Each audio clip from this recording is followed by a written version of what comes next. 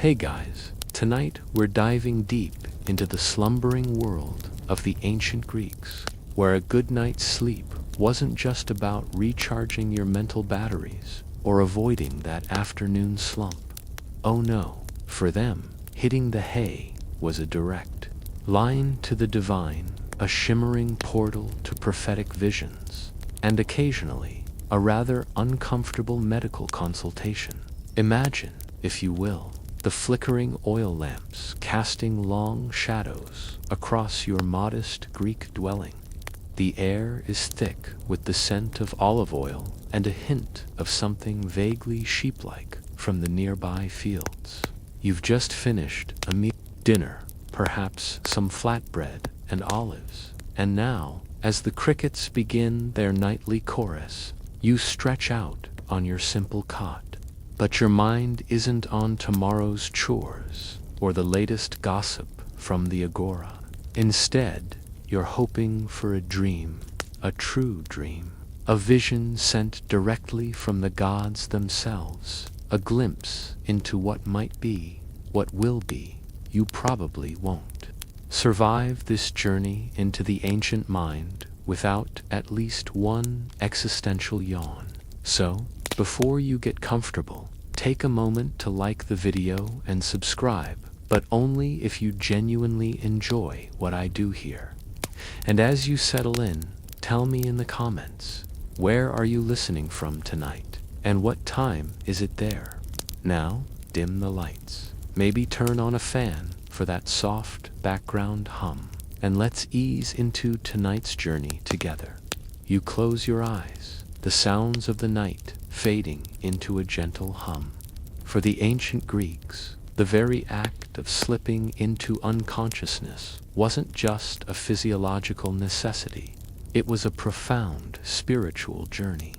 They saw dreams not as random neurological firings, the chaotic aftermath of too much cheese before bed, but as direct communications. Imagine that for a moment. Every strange, disjointed image, every vivid narrative, every fleeting emotion in your sleep, potentially a whisper from Zeus, a warning from Athena, or a riddle from Apollo. It wasn't about logging your 8 hours. It was about opening a celestial email. This belief wasn't some niche, fringe idea held by a few eccentric philosophers. It permeated their entire society, from the highest-ranking priests to the humble farmers tilling their fields. Dreams were woven into the fabric of daily life, influencing decisions, large and small. Did you have a dream about a snake? Better check with the local dream interpreter before you set off on that journey. Did your military leader dream of an eagle soaring over the enemy lines? Time to prepare for battle. Victory is clearly foretold. This wasn't merely superstition. It was a deeply ingrained worldview, where the line between the waking world and the realm of the divine was incredibly thin, almost transparent, especially when you were asleep. Consider the very language they used. The Greek word for dream owner often carried connotations of divine origin. It wasn't just a mental event. It was an event imbued with significance, a fragment of the cosmos revealing itself. And when a dream felt particularly potent, particularly vivid, it wasn't just a dream. It was a theophany, a direct manifestation of a god. Now, that's some serious bedside manner from the Olympians, don't you think? Forget sending a postcard. They'd rather visit your subconscious. This deep reverence for dreams stemmed from their understanding of the cosmos itself. For the Greeks, the gods weren't distant, abstract concepts. They were active participants in human affairs, albeit sometimes capricious and prone to dramatic flair. They interacted with mortals, intervened in battles, sparked romances, and, crucially, communicated their will. And what better, more direct way to communicate with a mortal than when their conscious mind, that noisy, rational part, was quieted by sleep. Historians still argue whether the Greeks truly believed every dream was divine, or if there was a nuanced understanding that distinguished prophetic dreams from ordinary ones. There's evidence to suggest they were quite discerning. Not every night vision was treated as gospel. There were true dreams, sent from the gods, through the gates of horn, yes, really. More on that later. And then there were false dreams, fleeting and deceptive, often sent through the gates of ivory.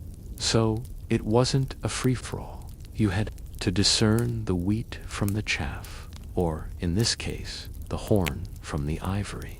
It's like trying to figure out if that weird email from your long-lost cousin in Nigeria is legitimate or just a phishing scam. Some things never change, do they? Think about Homer, the grand old storyteller of the Greeks. In his epics, dreams are constantly shaping the narrative. Achilles, Odysseus, Agamemnon, their dreams aren't just background noise. They're pivotal plot points. When Agamemnon receives a deceptive dream from Zeus in the Iliad, urging him to attack the Trojans, it kicks off a whole chain of events that leads to much bloodshed and heroic angst. This isn't just literary flourish. It reflects the cultural understanding that dreams held immense power and could literally change the course of history. Imagine if your snooze button had that kind of influence. This perspective stands in stark contrast to our modern, often reductionist view of dreams.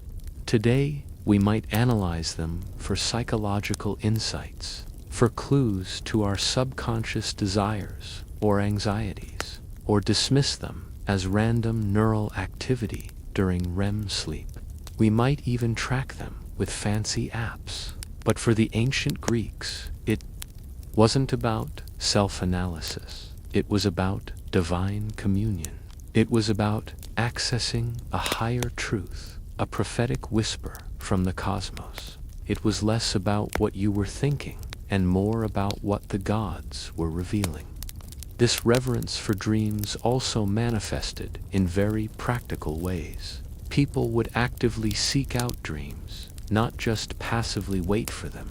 They would undertake pilgrimages, perform rituals, and sleep in specific, sacred locations, all with the express purpose of inducing a meaningful, prophetic dream.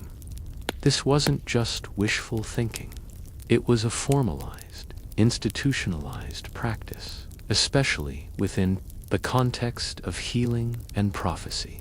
You see, if you believed that a god could cure your illness, and that God communicated through dreams, then sleeping in their sacred precinct was the most logical step to invite that divine intervention. It was like calling a hotline, but instead of holding for an operator, you just had to fall asleep in the right spot. The very concept of a divine message arriving in your sleep made the act of dreaming itself a profound experience. It elevated the unconscious state to a sacred realm. When you drifted off, you weren't just resting.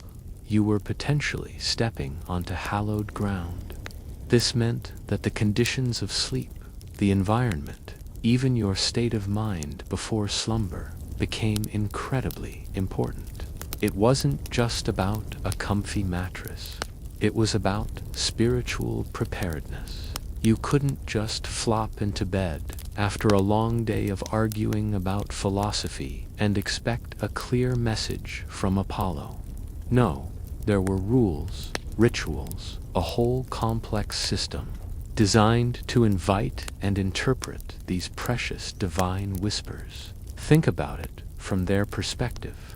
You live in a world without scientific understanding of disease, without weather forecasts, without reliable news sources beyond word of mouth. Life is unpredictable, often harsh. Where do you turn for guidance, for reassurance, for a glimpse of what tomorrow might bring? The gods. And if the gods spoke in dreams, then mastering the art of listening to those dreams became paramount. It was a coping mechanism, a spiritual anchor, and a practical guide, all rolled into one. It gave them a sense of control, a feeling that they weren't entirely at the mercy of fate, but could, through their dreams, gain some foresight. This foundational belief in the divine nature of dreams sets the stage for everything else we're going to explore. It underpins their medical practices, their religious rituals, and even their philosophical debates. It wasn't just a quirky tidbit of their culture, it was a cornerstone. So, as you settle deeper into your own sleep, imagine yourself in their world, where the boundaries between reality and the dreamscape blurred, and every closed eye held the potential for a divine revelation. As your consciousness drifts, you find yourself transported not just to ancient Greece, but specifically to a place imbued with a profound sense of peace and purpose. An Asclepian. Imagine stepping through a grand entrance, perhaps adorned with intricate carvings, into a sanctuary dedicated to Asclepius, the god of medicine and healing. The air, even now, thousands of years later, seems to hum with a residual energy of hope and quiet desperation. You're not here for a casual visit. You're here because you seek healing. And in the Greek world, healing often meant sleep.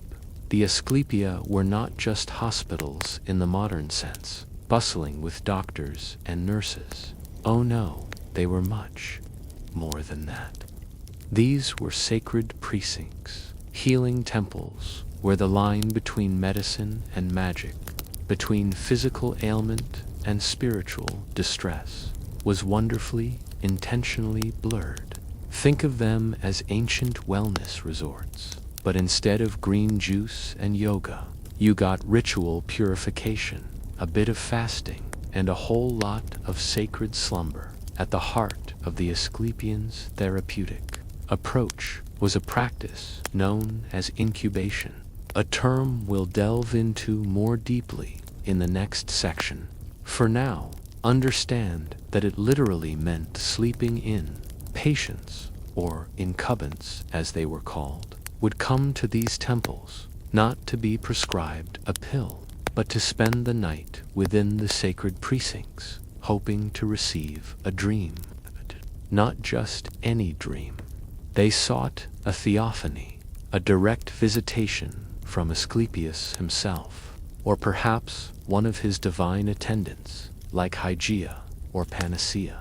It was believed that in this dream state, the god would appear and either heal them directly, often with a touch or a whispered instruction, or reveal the cure for their affliction. Imagine the scene.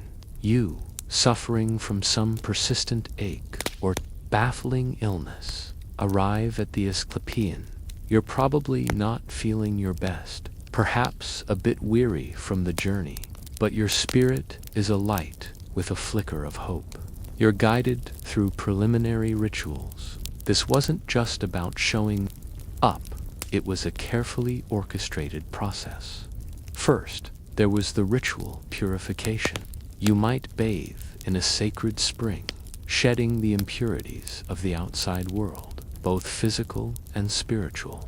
Perhaps you'd offer a sacrifice, a small cake, a coin, or even a living animal, depending on your means and the severity of your illness. These acts weren't just symbolic. They were believed to prepare your body and soul to be receptive to the divine presence. It's a bit like making sure your phone is fully charged and on silent before an important video call, wouldn't you say? After purification, you might be led to the abaton, the holiest part of the temple, a dormitory or portico, where patients would lay down for the night. This wasn't a private room with Egyptian cotton sheets. More likely, you'd be one of many, lying on a simple pallet or even on the floor, surrounded by others similarly seeking divine intervention. The air would be thick with anticipation, perhaps the scent of incense and the soft murmur of prayers. As you lie there, you might hear the rustle of leaves from the sacred grove outside, or the distant hoot of an owl, sounds that, in this charged atmosphere, might seem pregnant with meaning. The goal was to enter a specific state of mind, one that was open and receptive. You were encouraged to focus on your ailment, to visualize yourself being healed, to actively invite the God into your dreams. It wasn't passive waiting. It was active spiritual engagement. And then you would sleep. You would drift off, surrounded by the quiet breathing of fellow sufferers, by the ancient stones of the temple, and by the invisible, watchful presence of the healing God. And what happened in these dreams? The accounts are fascinating and varied. Sometimes Asclepius would appear in human form, a benevolent figure, perhaps carrying his staff entwined with a snake, the symbol still used in medicine today. He might directly touch the afflicted body part, and the patient would wake up cured.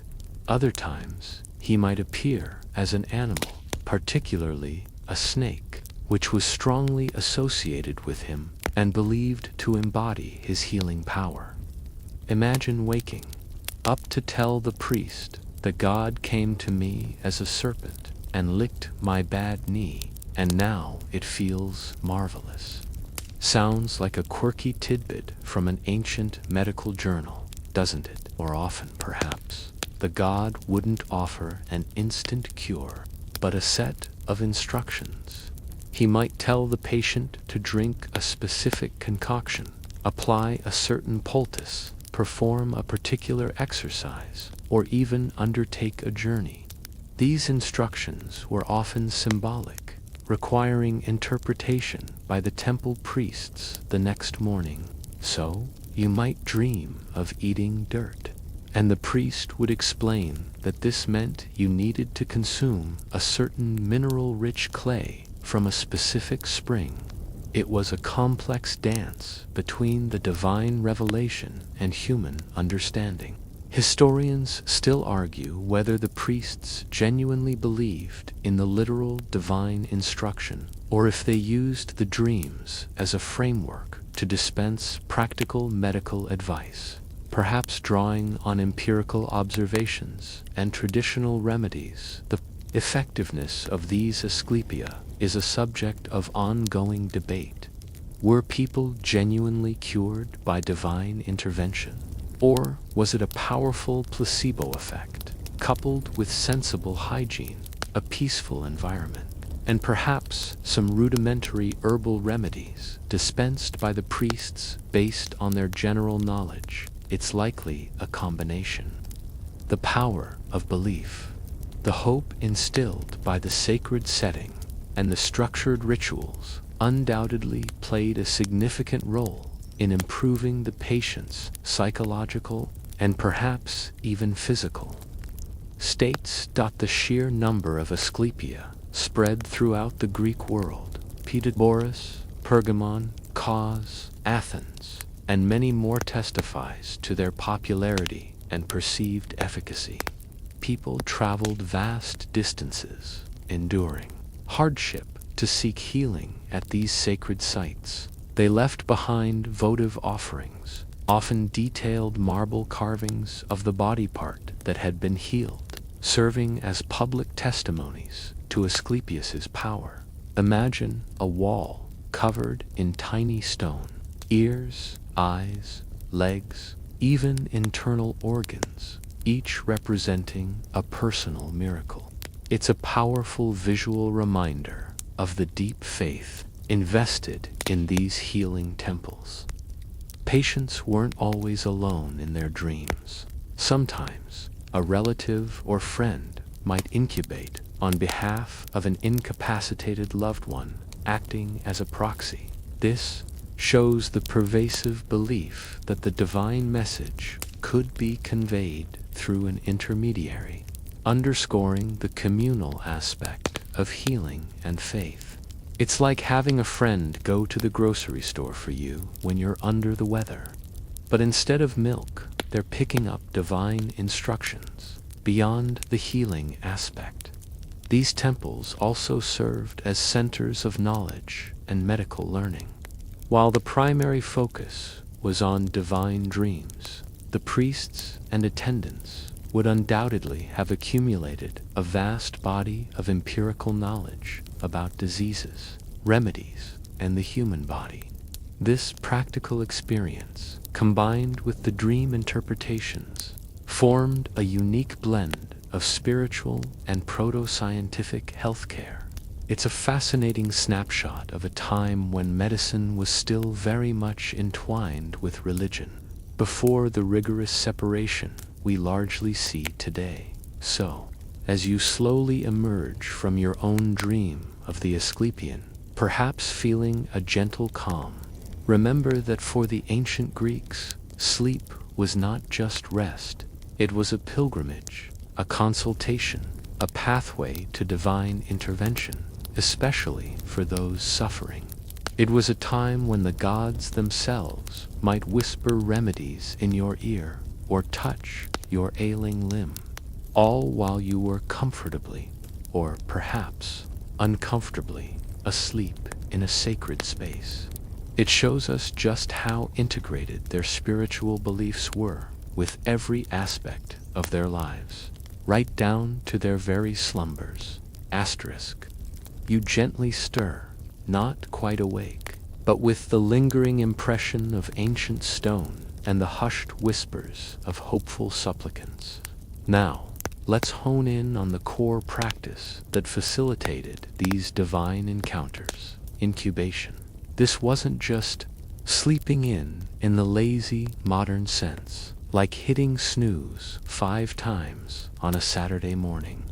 No, incubation, from the Latin incubare, meaning to lie upon or to sleep in, was a highly ritualized, intentional act of sleeping within a sacred precinct with the express purpose of inducing a dream. It was less about comfort and more about connection, a deliberate seeking of divine communication through the veil of sleep. Imagine you are that ancient Greek, having completed your purifications and offerings at the Asclepian, or perhaps at a different, equally sacred site dedicated to another deity. You've shed the day's worries, performed the necessary rites, and now you lie down. The air is cool, perhaps scented with the faint aroma of incense from earlier ceremonies. You are acutely aware of the sacred space around you, of the history imbued in the very stones, of the countless others who have sought answers and healing in this exact spot over centuries. This isn't just a place to rest your head. It's a spiritual conduit. The act of lying down in the abaton was itself part of the ritual. It was a physical commitment to the process, a symbolic surrender to the divine will. You weren't just passively waiting for a dream. You were actively inviting it, preparing your mind and body to be a vessel for the God's message. Some accounts suggest that supplicants would lie directly on the skins of sacrificed animals, believing this enhanced their connection to the divine.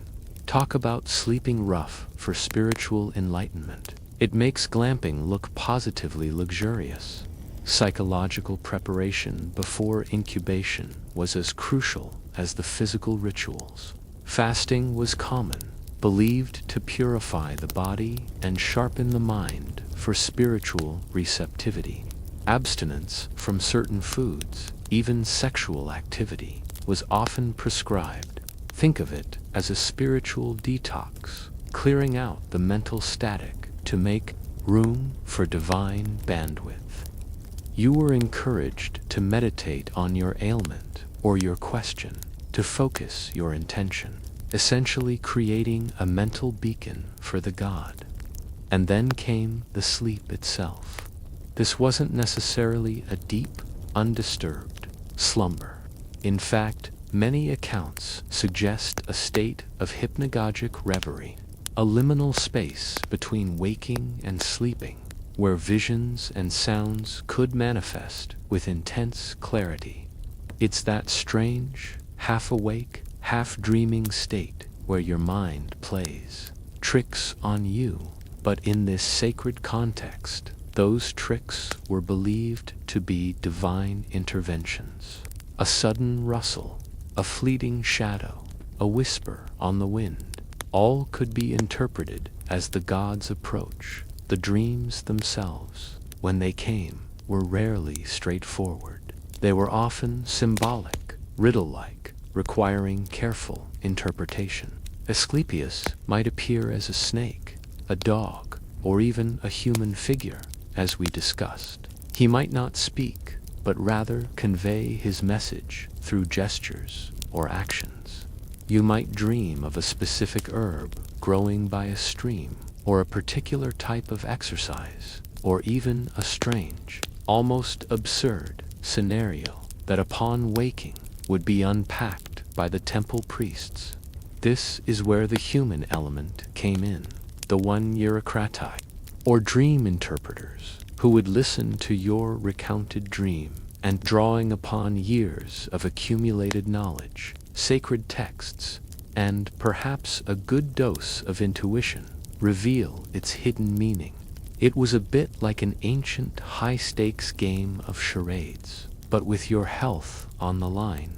The importance of the sacred space itself cannot be overstated. The Asclepian at Epidaurus, for example, was a vast, complex, meticulously designed to facilitate this practice. It included the Temple of Asclepius, a theater for entertainment, perhaps, to soothe the anxious mind, living quarters for priests and patients, and the abaton.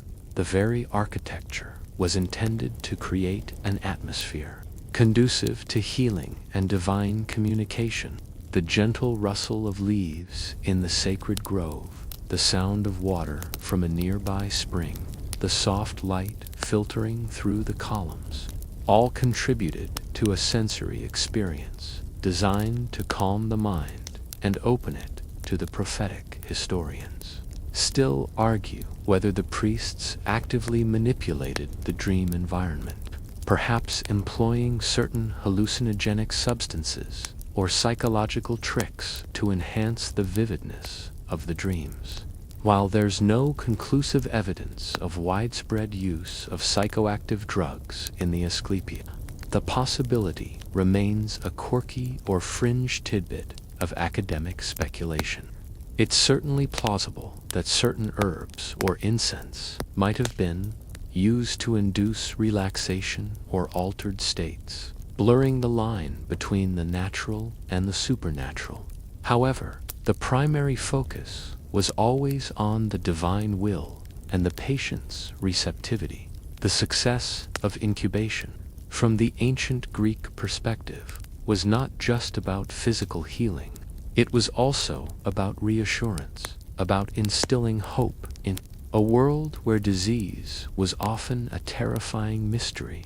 Even if a patient wasn't miraculously cured, the very act of receiving a dream, any dream, could be seen as a sign that the gods had heard their plea, that they were not forgotten. This psychological balm was undoubtedly a powerful therapeutic tool in itself. Imagine the relief of simply feeling seen by the divine. Even if the cure wasn't immediate, the practice of incubation wasn't limited to Asclepius. Other deities were also associated with prophetic dreams, albeit often for different purposes. Demeter, Gaia, even Zeus himself could send dreams. The principle remained the same, entering a sacred, liminal state, often through sleep. to receive divine guidance. This highlights a broader cultural understanding that sleep was a bridge to other realms, a time when the ordinary laws of reality could be temporarily suspended, allowing for extraordinary communication. It's fascinating to consider how this ancient practice resonates with modern concepts. We might talk about sleeping on a problem or finding answers in our dreams, but for us, it's generally understood as our subconscious mind working things out. For the Greeks, it was the gods, literally dropping hints. The difference is profound. They weren't just tapping into their inner wisdom, they were tapping into cosmic wisdom, delivered in the most personal way possible. So, as you slowly emerge from this journey into ancient incubation, perhaps feeling a renewed appreciation for your own undisturbed night's rest, remember that for the Greeks, sleep was an active, spiritual quest. It was a time when the boundaries of consciousness dissolved, allowing mortals to lie upon the threshold of the divine, seeking wisdom, healing, and prophecy in the sacred depths of their dreams. It reminds us how much humanity has always sought answers beyond the immediate, and how sleep, that most common of human experiences, could be transformed into a profound act of faith and connection. Asterisk. As the echoes of the incubating slumber fade and the sacred stillness of the abaton recedes, you wake into the soft, dawning light of the ancient Greek world. Your head is perhaps a little fuzzy, as is often the case after a particularly vivid dream. But in this context, that fuzziness isn't just residual sleep. It's the lingering aura of a divine encounter. But what did that dream mean? This brings us to the fascinating, intricate, and utterly crucial art of oniromancy, the interpretation of dreams. For the Greeks, a dream, especially one experienced through incubation, was only half the message. The other, equally vital half, lay in its correct decipherment. Imagine recalling a dream of a twisted olive tree bearing pomegranates, or a flight with wings of lead, or a conversation with a talking owl. To us, these might be the whimsical, nonsensical wanderings of a tired mind, but to the ancient Greek, every detail, every symbol, every fleeting emotion within the dream held potential significance, a coded message from the divine realm. It was like receiving a cryptic text message from an omnipotent being, and your very well-being depended on getting the translation right. Oniromancy was a highly specialized skill, practiced by individuals known as one-yearokrati dream interpreters, or onirapali dream sellers. These weren't just random people with a knack for guessing. They were often trained, sometimes associated with temples, and their expertise was highly valued. They drew upon a combination of traditional knowledge, accumulated wisdom passed down through generations, and keen observation of human nature and the dream teller's personal circumstances. It was a blend of ancient psychology, spiritual insight, and perhaps a touch of common sense. The process usually began with the dreamer recounting their vision in as much detail as possible. Every element mattered: the setting, the characters, the actions, the emotions, even the colors and sounds. The one-yearokrati would listen intently, searching for patterns, recurring symbols, and potential allegories. They had a vast vocabulary of dream symbols, much like a modern psychologist might use archetypes, but with a divine twist. For example, dreaming of clear, flowing water might signify purification or good fortune, while muddy, stagnant water could portend illness or trouble. Snakes, depending on context, could mean healing, Asclepius, or deceit, or renewal. It all depended on the specific nuances of the dream narrative. One of the most mainstream historical facts about Greek dream interpretation is the existence of dream books, or one-year critica, which were essentially ancient cheat sheets for decoding dreams. The most famous example is the One-year Critica by Artemidorus of Daldis, written in the 2nd century AD, though it certainly drew upon earlier traditions. This massive work categorized dreams by type and symbol, offering interpretations based on common experience, folklore, and a systematic approach. If you dreamed of losing a tooth, it might signify the loss of a family member. If you dreamed of flying, it could mean a rise in status. These books weren't just curiosities. They were practical guides, widely consulted, almost like an ancient dream dictionary for dummies, but with much higher stakes.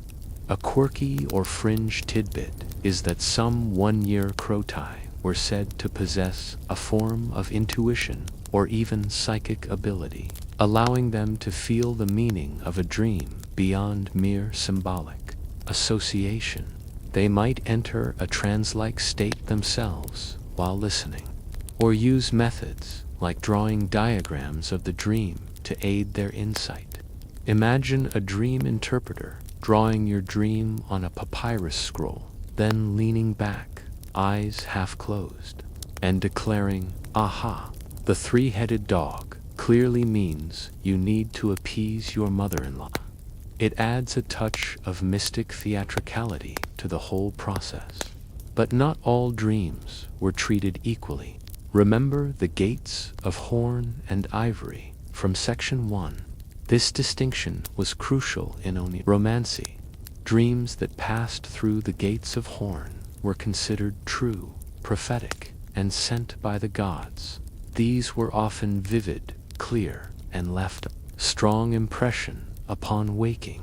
Dreams from the gates of ivory, however, were deceptive, fleeting, and often sent by demons or even human folly, meant to mislead. The one-year croti had to discern which gate your dream had passed through, a judgment call that undoubtedly required considerable skill and, perhaps, a fair amount of guesswork. It was like trying to differentiate between a genuine email from your bank and a cleverly disguised phishing attempt. Some looked very real, but held sinister intentions. Historians still argue whether the dream interpreters truly believed in the divine origin of every true dream, or if they sometimes used their interpretations as a form of social control or a way to offer practical, albeit divinely sanctioned, advice. It's likely a complex interplay, while there was undoubtedly genuine belief in divine communication. The interpreters were also skilled at applying common sense to often nonsensical dream narratives. If a patient dreamed of a specific herb, and the priest knew that herb had medicinal properties, it was a convenient divine endorsement of a practical remedy. The interpretation wasn't always straightforward. Personal circumstances, social status, and even the gender of the dreamer could influence the meaning of a symbol. A dream of riding a horse might mean power and prestige for a nobleman, but for a common laborer, it might signify an arduous journey or unexpected hardship.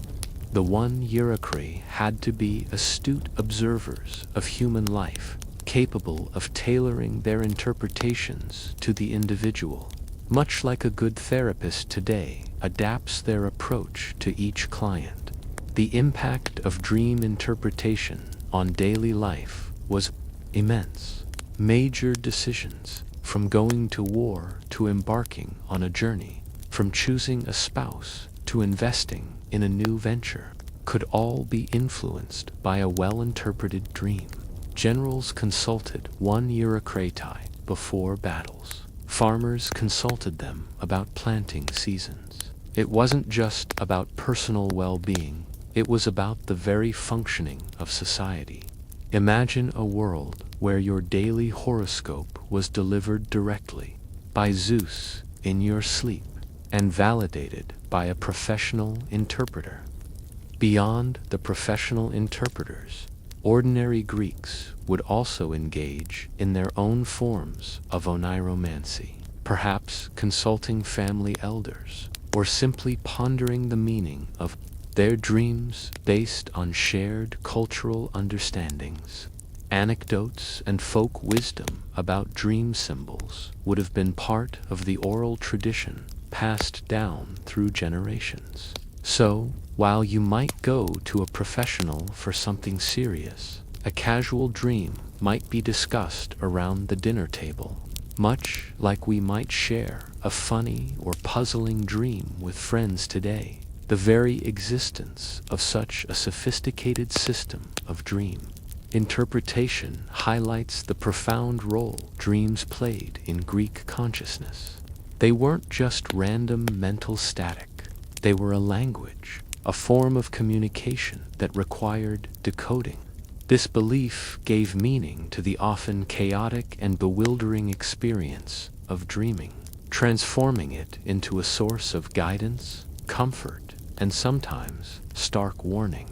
It offered a sense of order in an often unpredictable world, allowing individuals to feel connected to the divine plan, even if that plan sometimes arrived in a rather cryptic, symbolic package as you slowly pull away from the realm of ancient Greek dream interpretation. You realize that while our methods of understanding the unconscious have changed, the fundamental human desire to find meaning in our nightly visions remains. For them, it was divine. For us, perhaps psychological.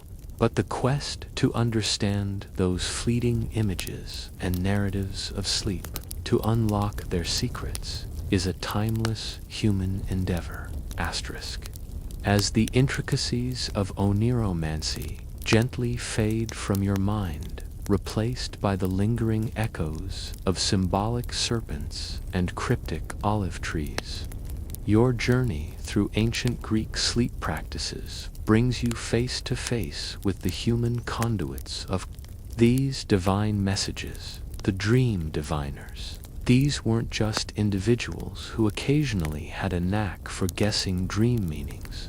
They were professionals, dedicated to the complex art of one Eurycratae, making a livelihood from deciphering the often baffling nocturnal narratives of their clients. Imagine yourself in the bustling heart of an ancient Greek city, perhaps Athens or Corinth. You have a pressing concern, a string of bad luck, a persistent illness, a significant decision looming. And then, last night, you had that dream.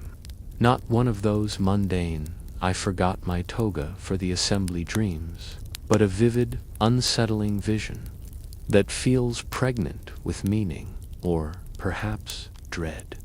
This is when you seek out a dream diviner, a specialized figure in the intricate tapestry of Greek society.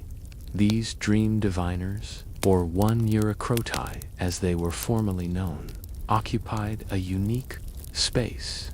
They weren't necessarily priests, though some might have been associated with temples, particularly those dedicated to healing or prophecy. They were often independent practitioners, setting up shop in public spaces, perhaps near the agora or a temple precinct, much like a modern-day consultant or therapist. Their tools were not scalpels or scrolls of law, but their sharp minds, a vast knowledge of traditional symbols, and a finely tuned understanding of human nature. Their clientele was diverse, ranging from the common citizen worried about their harvest or family health to the powerful general seeking guidance before battle. or the wealthy merchant contemplating a long sea voyage. Everyone, it seemed, had dreams, and many felt the need for professional interpretation, especially when the stakes were high. It was a testament to the pervasive belief that the gods communicated through sleep, and that understanding these communications was paramount to navigating life successfully. The process of a consultation would be fairly structured. You, the dreamer, would arrive, perhaps with an offering, though payment was often expected in kind or currency. You would then meticulously recount your dream, striving for maximum detail. The diviner would listen, often asking probing questions. What was the setting? What were the emotions? Did anyone speak to you? And if so, what did they say? They were like ancient detectives, piecing together fragments of a mysterious narrative. The diviner's interpretation would draw upon several sources.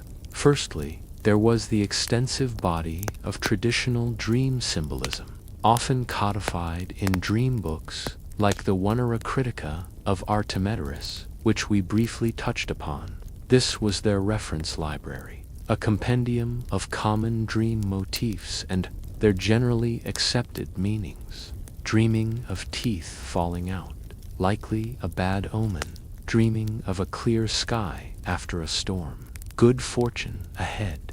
This was their mainstream historical fact, the systematic approach to dream interpretation, almost like a medical textbook for the subconscious. But it wasn't just rote memorization.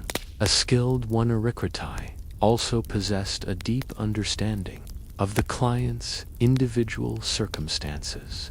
They would consider your social standing, your recent experiences, your anxieties, and your hopes. The same dream symbol could have vastly different meanings for a farmer versus a politician. This personalized approach distinguished the truly insightful diviners from mere charlatans. They understood that a dream was not a generic message, but a divine communication tailored to the individual receiver. It's a bit like a modern therapist analyzing your personal context to understand your anxieties. Except instead of childhood trauma, they're looking for divine displeasure. A quirky or fringe tidbit about some dream diviners is that they weren't always seen as purely benevolent figures. Some accounts suggest that unscrupulous Onericritai might manipulate interpretations for personal gain, preying on people's fears or hopes. If a general came seeking a favorable dream before battle, a diviner might conveniently interpret a vague dream as a prophecy of victory, perhaps in exchange for a hefty sum or future patronage. Conversely, a diviner might warn of impending doom to extort further offerings or services. This shadowy side reminds us that human nature, with its susceptibility to both faith and fraud, remains remarkably consistent across millennia.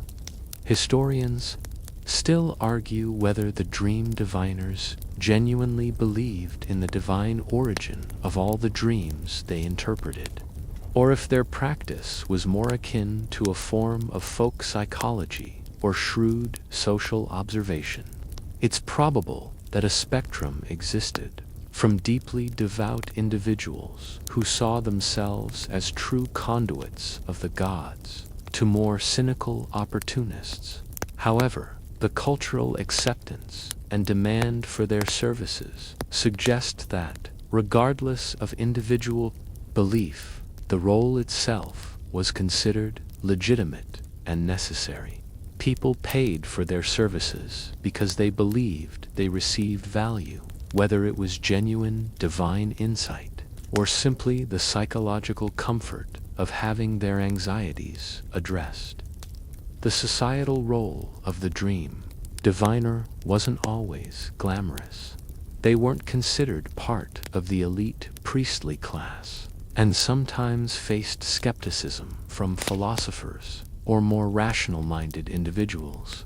Plato, for example, while acknowledging the existence of dreams as potential channels for divine communication, also warned about the deceptive nature of some dreams and the need for careful discernment, implying a potential for misinterpretation or charlatanism among interpreters. This highlights the ongoing scholarly debate within ancient Greece itself about the true nature and reliability of dreams. Prophecy. Despite the occasional skepticism, the dream diviner remained a constant presence. They provided a crucial service in a world filled with uncertainty, offering guidance, reassurance, and a sense of connection to the powerful forces believed to govern human destiny. They translated the unspoken language of the gods, bringing clarity to the often confusing and terrifying realm of the unconscious. They were, in essence, the ancient world's answer to life coaches, spiritual advisors, and occasional fortune tellers, all rolled into one. Their work also contributed to the accumulation of knowledge about dreams and the human psyche. By recording and interpreting countless dreams, even without a modern scientific framework, they were, in their own way, engaging in an early form of empirical observation of the human mind and its nocturnal workings. They understood patterns, recognized recurring symbols, and noted how dreams often reflected waking life anxieties, albeit through a divine lens. So, as you step away from the bustling stalls of the dream diviners, leaving behind the hushed consultations and the weighty interpretations, you carry with you the understanding that for the ancient Greeks, the nocturnal landscape of dreams was not a private, personal space, but a public forum.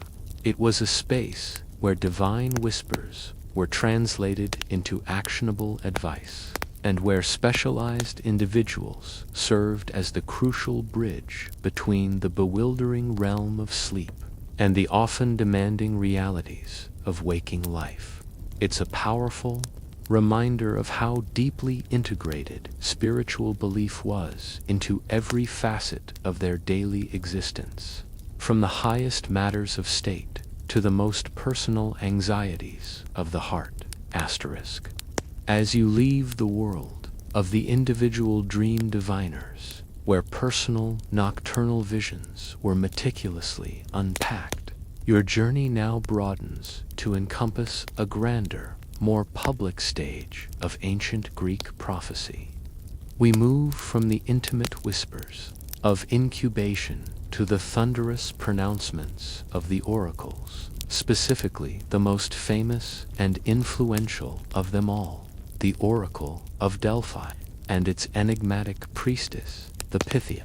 While not strictly about sleep, the Pythia's prophetic trance shared many characteristics with dream states, blurring the lines between conscious and unconscious revelation.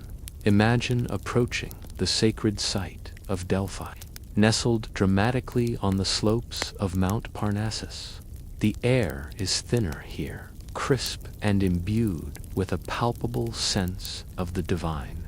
You see pilgrims from all corners of the Greek world, their faces etched with anxiety and hope, all converging on this single point, seeking answers to the most profound questions of their lives, their cities, and their fates. This wasn't a place for minor ailments or personal anxieties about a bad harvest. This was where empires sought guidance, where wars were declared or averted, and where the very fabric of history was often decided. At the heart of the Delphic oracle was the Pythia, a priestess of Apollo. She was typically an older woman, chosen from among the local villagers, who lived a life of ritual purity and devotion. Her role was not to interpret dreams, but to enter a trance state and deliver prophecies directly from Apollo. This altered state is the crucial link to our exploration of sleep and prophecy. While she wasn't literally sleeping, her state was often described as being akin to a profound, divinely induced slumber or ecstatic dream, a departure from ordinary consciousness. The ritual preceding a Pythia's pronouncement was as elaborate as it was mysterious. The Pythia would purify herself, bathe in the Castalian spring, and chew laurel leaves, the sacred plant of Apollo. She would then descend into the Adyton, the inner sanctuary of the temple of Apollo, and sit upon a tripod over a chasm or fissure. Mainstream historical fact tells us that the traditional belief was that vapors, known as pneuma, rose from this chasm, inducing her prophetic trance. These vapors were thought to be exhalations from the earth itself, infused with Apollo's divine power. Modern geological surveys have indeed found evidence of ethylene gas emissions in the area, a psychoactive substance that could potentially induce a trance-like state, lending a surprising scientific twist to the ancient belief. As the vapors took hold, the Pythia would fall into her trance. Her eyes might roll back, her body might tremble, and she would begin to utter sounds, words, or phrases that were often unintelligible to the supplicants. These utterances were then translated and interpreted by the accompanying priests, the propheti, who would then render Apollo's message into hexameter verse or prose for the petitioners. This dual role, the Pythia as the conduit, the priests as the interpreters, highlights the importance of mediation in understanding divine communication. Whether it be a dream or an oracle, it's like having a divinely inspired but somewhat incoherent voicemail that needs transcribing. A quirky or fringe tidbit about the Pythia is the debate around her social status before becoming a priestess. While some sources suggest she was a simple peasant woman chosen for her purity, others hint at a background that might have prepared her for the role, though never from the elite.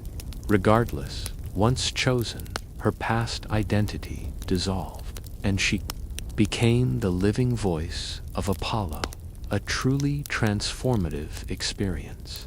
Imagine going from milking goats to delivering pronouncements that decided the fate of nations. Talk about a career change. The nature of the Pythia's pronouncements was famously ambiguous, often riddle-like, and open to multiple interpretations.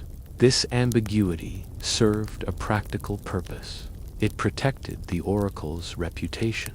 If a prophecy proved incorrect, the blame could be placed on a misinterpretation rather than on Apollo himself. For example, the famous oracle given to King Croesus of Lydia: if Croesus crosses the Halys, he will destroy a great empire, led him to attack Persia, only to destroy his own empire. It's a classic example of divine wordplay, or perhaps a clever way to never be wrong. Historians still argue whether the Pythia's trance was genuinely supernaturally induced, a result of the aforementioned gases, or perhaps a form of autosuggestion and ritualistic performance. While the gas theory provides a scientific basis, the ritualistic context and the Pythia's deep belief in Apollo's presence undoubtedly played a significant psychological role. It's likely a combination of factors, where physical stimuli, psychological preparedness, and profound spiritual conviction converged to create a truly unique state of consciousness. The influence of the Delphic oracle was immense.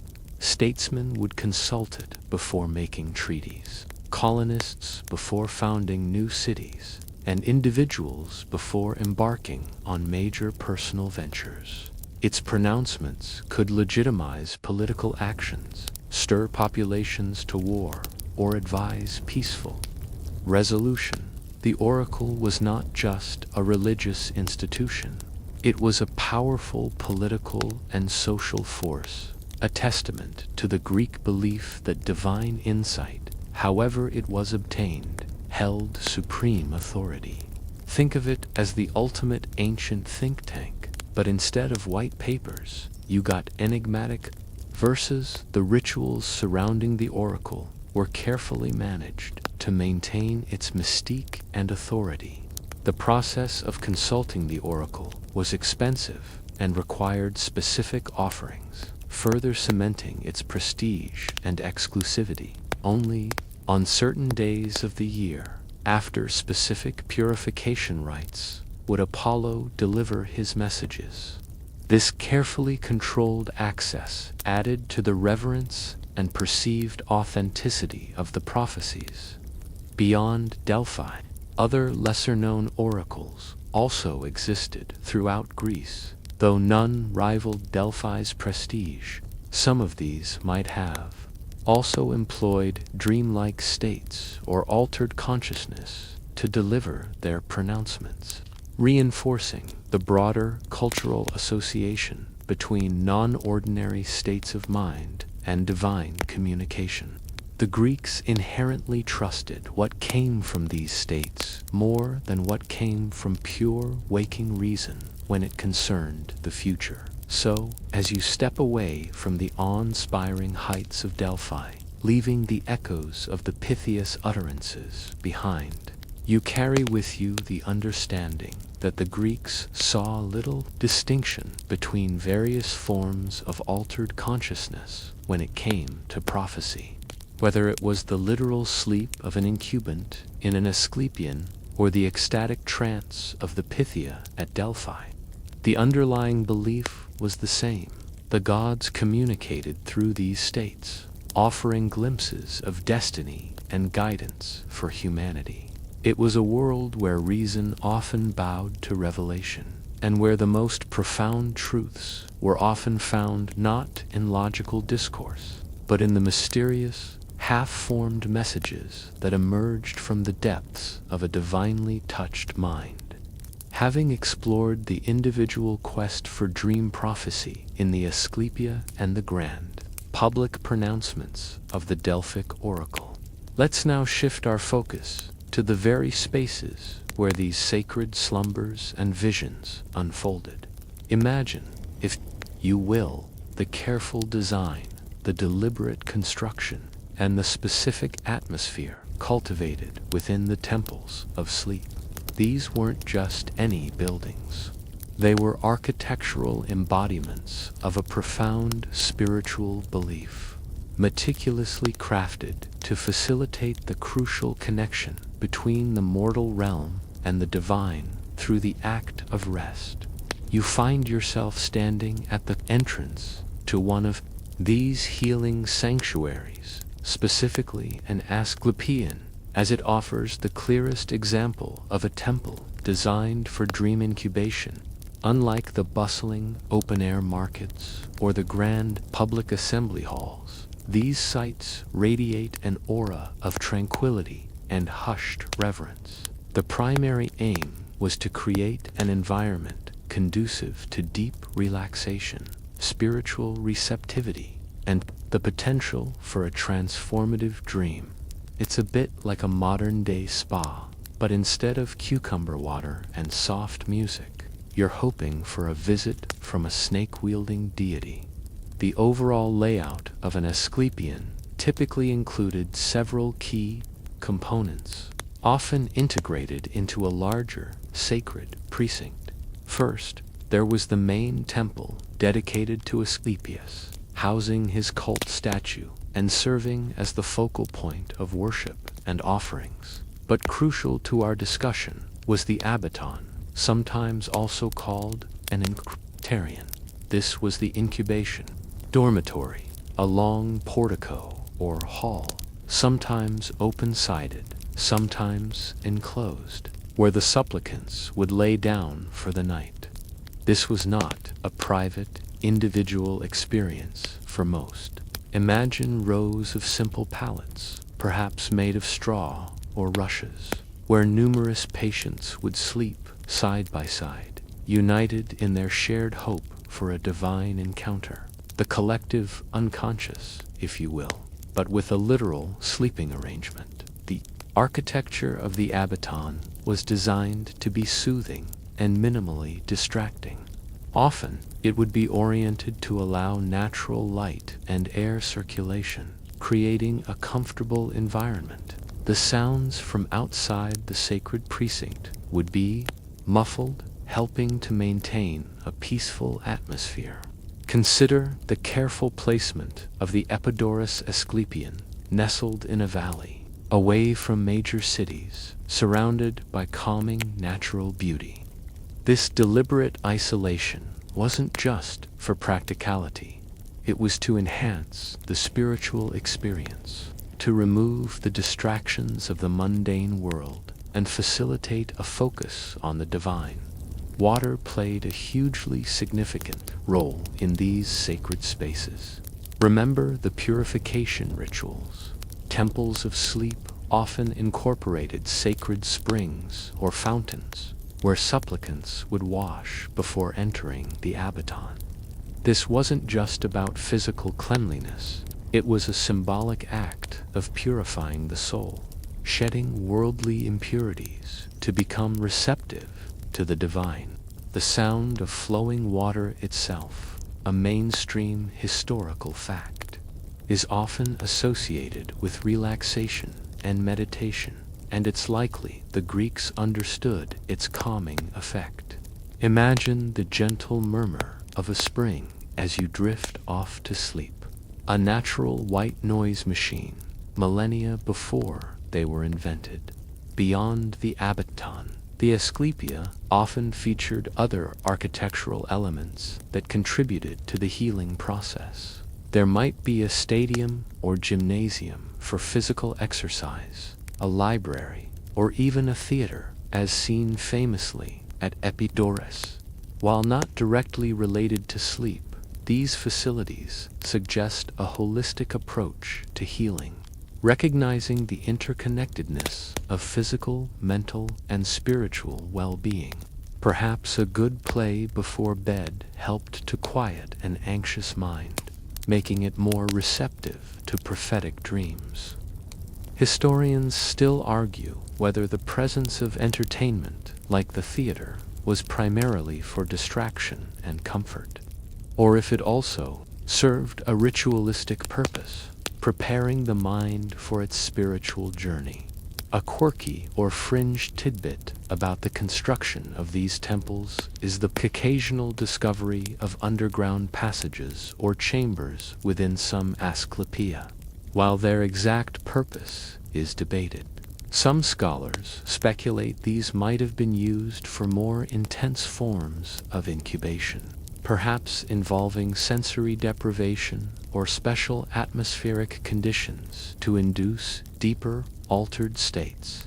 Imagine descending into a cool, dark chamber, cut off from the world, with only your thoughts and the hope of a divine visitation for company. It adds a layer of mystery to the already intriguing practice of incubation. The visual environment was also carefully curated.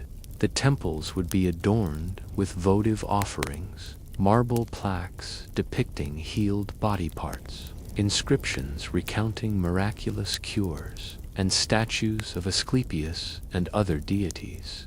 These weren't just decorations. They served as powerful reminders of the god's efficacy, reinforcing the supplicant's faith and hope. As you lay in the abaton, your gaze might fall upon a small marble foot left by someone whose lameness was cured, solidifying your belief that you, too, could receive a divine touch. This visual reinforcement was a subtle but powerful psychological tool. The very act of being within these sacred precincts was part of the cure. For a sick and anxious person, simply being in a dedicated space of healing, surrounded by others with similar hopes and attended by devoted priests, would have a profound psychological effect. It offered comfort, community, and the belief that powerful forces were at work on their behalf. The temples provided a structured, ritualized environment that transformed the passive act of sleeping into an active quest for divine intervention. The maintenance of silence and a reverent atmosphere within the abaton was paramount. Noise and disturbance would obviously disrupt the fragile state of receptivity necessary for dream communication. Therefore, the architectural design, the placement within the landscape, and the strict rules governing conduct within the sacred space all contributed to creating a quiet, contemplative environment, a sanctuary for the sleeping mind. The design of the temples of sleep wasn't just about aesthetics, it was about function. Every column, every stone, every spring, every pathway was intended to guide the supplicant toward a specific experience: purification, relaxation, faith, and ultimately the prophetic dream. These were not simply places where one could sleep. They were places where one should sleep, with purpose, with intention, and with the hope of encountering the divine. So, as you step out of the quiet solemnity of the temples of sleep, blinking in the bright ancient sunlight, you gain a deeper appreciation for how the Greeks intertwined architecture, ritual, and belief to create sacred spaces specifically designed to bridge the gap between waking consciousness and the prophetic power of dreams. It's a testament to their ingenuity and their profound faith in the transformative power of a good, divinely inspired night's rest. Emerging from the tranquil, purpose-built temples of sleep, where every stone and every whisper was designed to guide you towards a prophetic slumber. You might now wonder, what did it take to prepare for such a momentous sleep? It wasn't simply a matter of flopping onto a bed after a long day of, say, wrangling sheep or debating philosophy. Oh no, for the ancient Greeks, especially when seeking a divinely inspired dream for healing or prophecy, the preparations were as crucial as the dream itself. These were not casual bedtime routines. They were meticulous, ritualized steps designed to purify the body, focus the mind, and open the soul to divine communication. Imagine yourself as a hopeful supplicant approaching a sacred precinct dedicated to Asclepius. You carry not just your hopes, but also the understanding that you must make yourself worthy, or at least receptive, to the God's presence. The journey, for many, would have begun long before arriving at the temple itself. A mainstream historical fact is that prospective dreamers underwent a series of purification rites. This often started with ritual bathing. You might immerse yourself in the waters of a sacred spring, shedding the grime and, more importantly, the spiritual impurities of the outside world. This was about more than just hygiene. It was a symbolic cleansing, washing away negative energies, and preparing your physical self to be a clean vessel for divine interaction. It's a bit like taking a really serious spiritual shower before an important meeting, wouldn't you say? Dietary restrictions were another common element of preparation. Fasting, or abstaining from certain foods, was frequently prescribed. This wasn't just to make you hungry, it was believed to purify the body from within, to lighten the spirit, and to sharpen the senses. making the mind more attuned to subtle divine whispers. Imagine going days on a sparse diet, perhaps only water and a little bread. Your stomach rumbling, but your focus intensifying with each passing hour.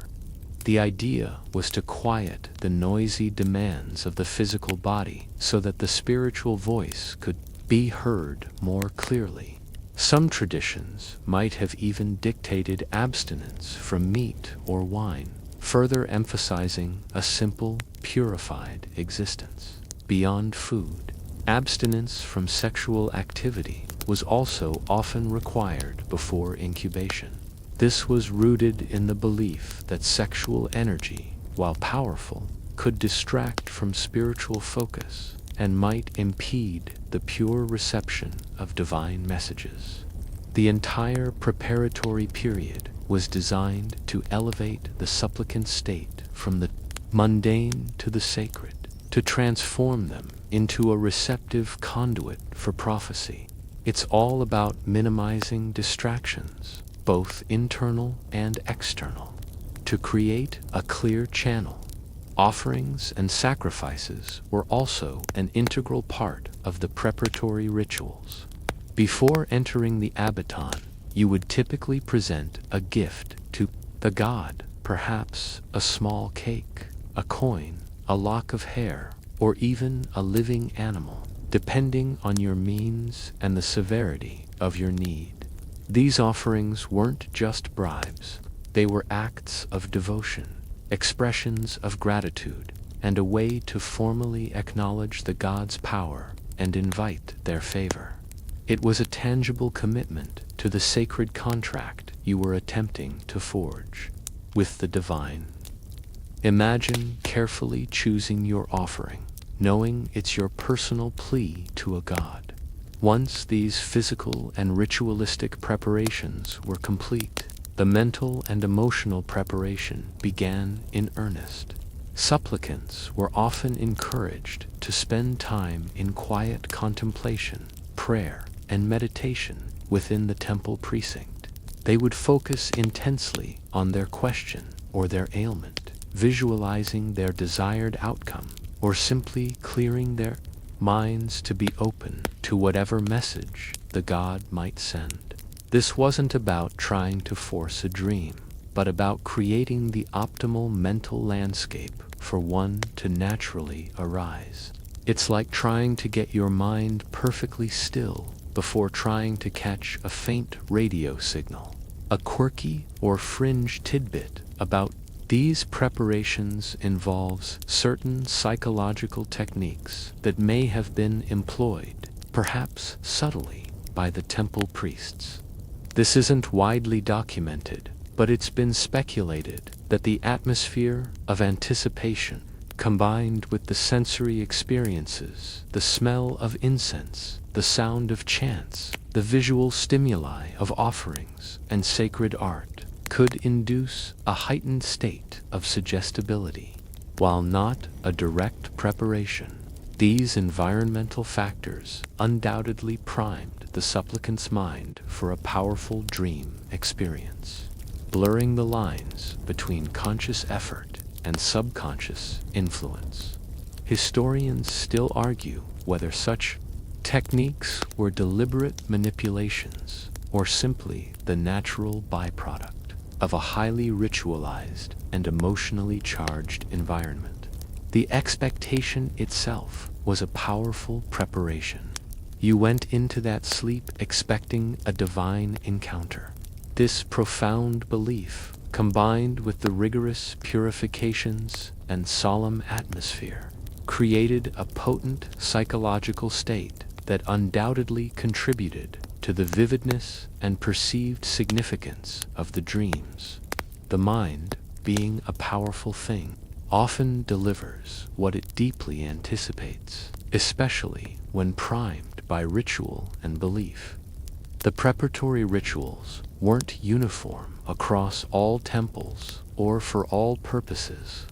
Different deities might require different forms of purification or different offerings. For instance, seeking a dream from Trophonius in Boeotia, an oracle associated with a subterranean cave, involved particularly arduous and frightening preparations, including drinking from specific springs of forgetfulness and memory before descending into the darkness.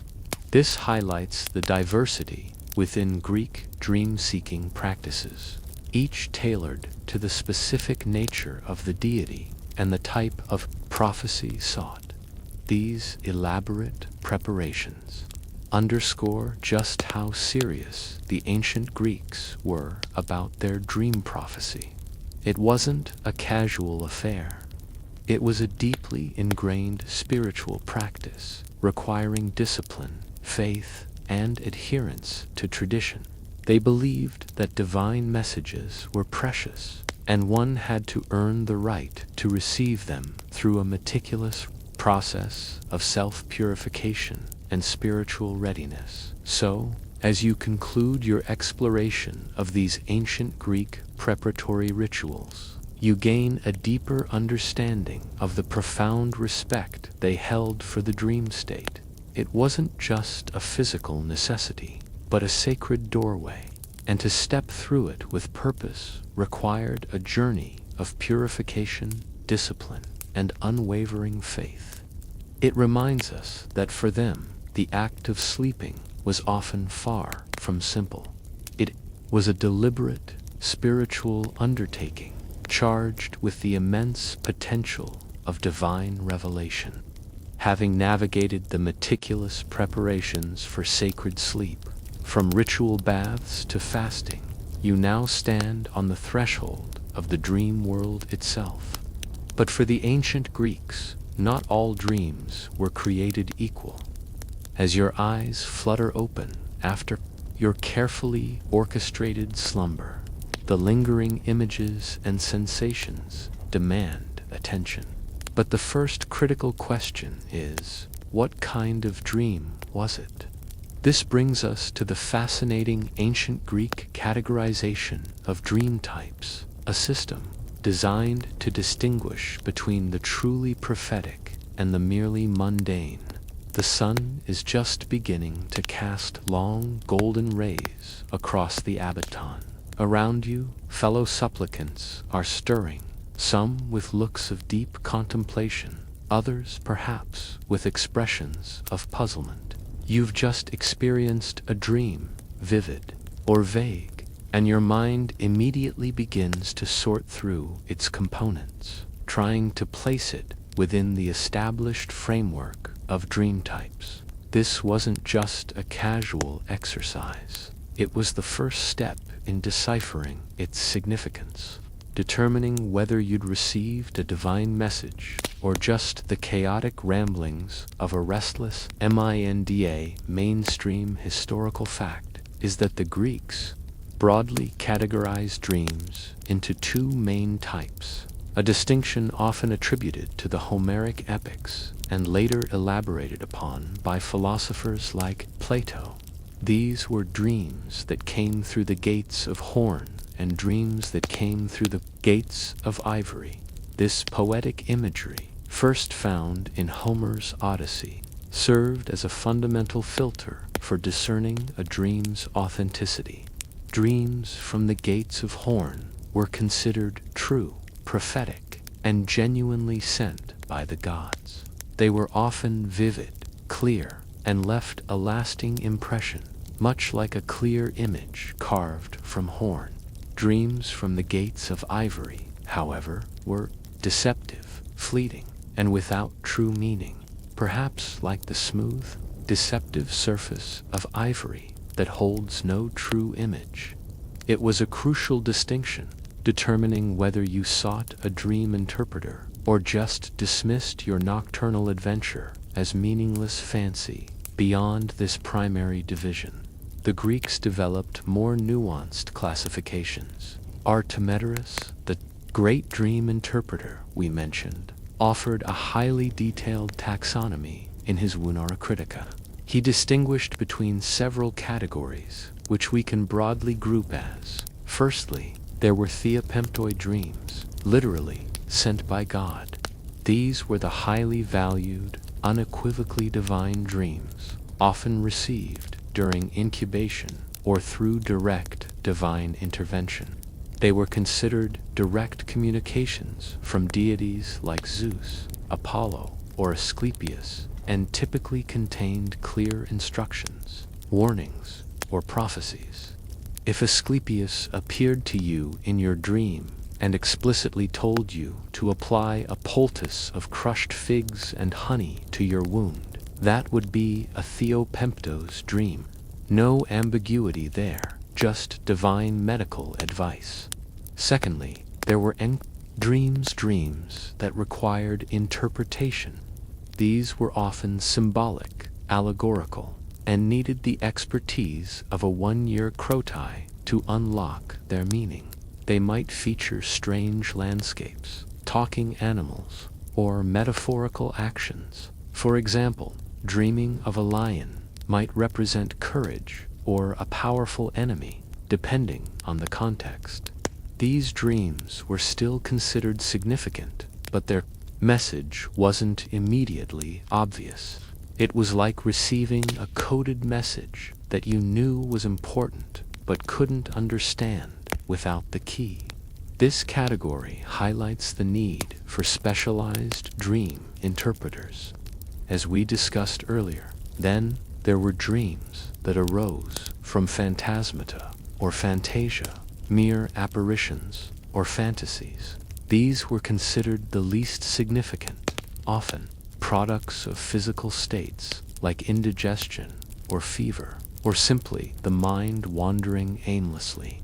If you dreamed of flying, not in a grand, soaring way, but more like tripping over air, it might just be your body reacting to an uncomfortable sleeping position, or perhaps that extra serving of lentils before bed.